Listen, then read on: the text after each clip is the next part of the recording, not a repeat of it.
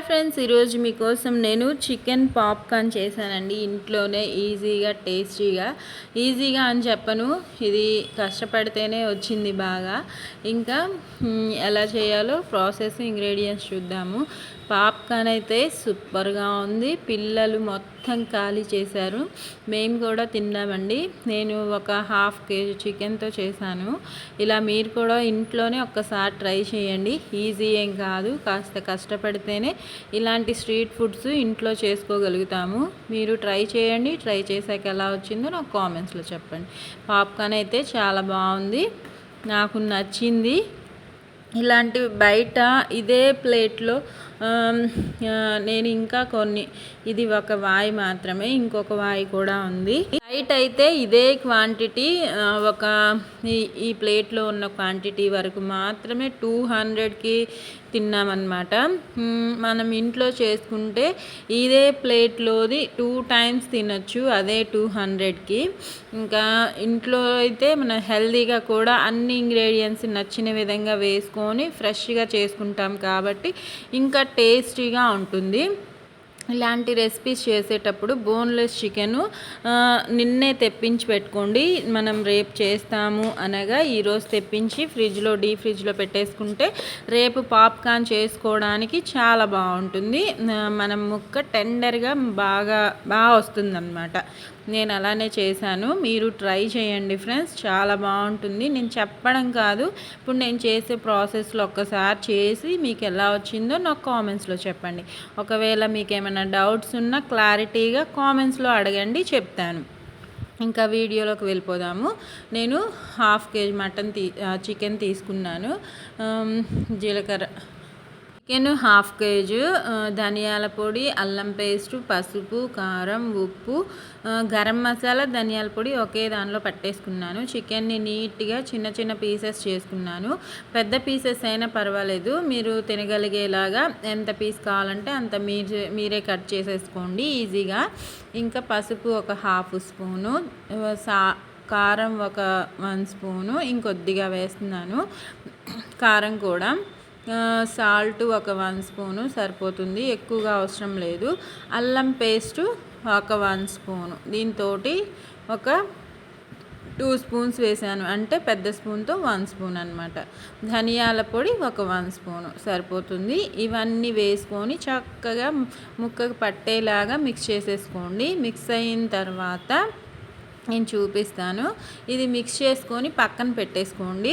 ఈలోపు మనం మ్యారినేట్ చేసుకోవడం కోసం, ఇది పాప్కార్న్ చేయడం కోసం ఎలా చేయాలో ఆ ప్రాసెస్ చూపిస్తాను.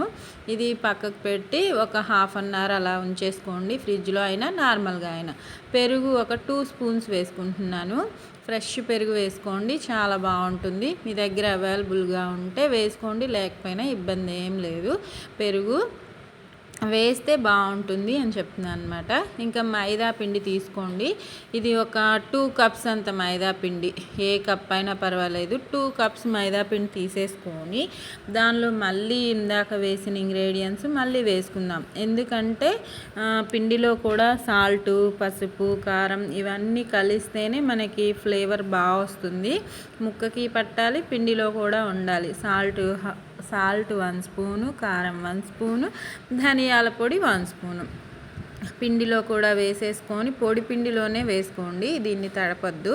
ఇంకా వేసుకొని ముక్కల్ని నేను మొత్తంగా వేసాను, మీరు కావాలంటే ఒక్కొక్కటిగా డస్టింగ్ చేసుకోండి. నేను మొత్తంగా వేసుకొని డస్టింగ్ చేస్తున్నాను. ముక్కలకి చక్కగా మన మైదా పిండి పట్టేలాగా, పిండి ఎక్కడ వేస్ట్ కాకుండా చేశానండి నేనైతే. ఇలా విదిలిస్తే మనకి ముక్క పిండితో సహా ఊడొచ్చేస్తుంది. డస్టింగ్ చేసుకునే నేనైతే ఇలా చేశాను నా స్టైల్లో. మీరు ఎలా చేస్తారో మీ ఇష్టం అండి. ఇలా చేసినా బాగానే వచ్చింది. ఇదిగోండి, విదిలించేసుకొని ముక్కల్ని నీట్గా పిండిని ఎక్సెస్గా ఉన్న పిండిని విదిలించేసుకొని ఇలా పక్కనున్న ప్లేట్లోకి వేసేసుకుంటున్నాను.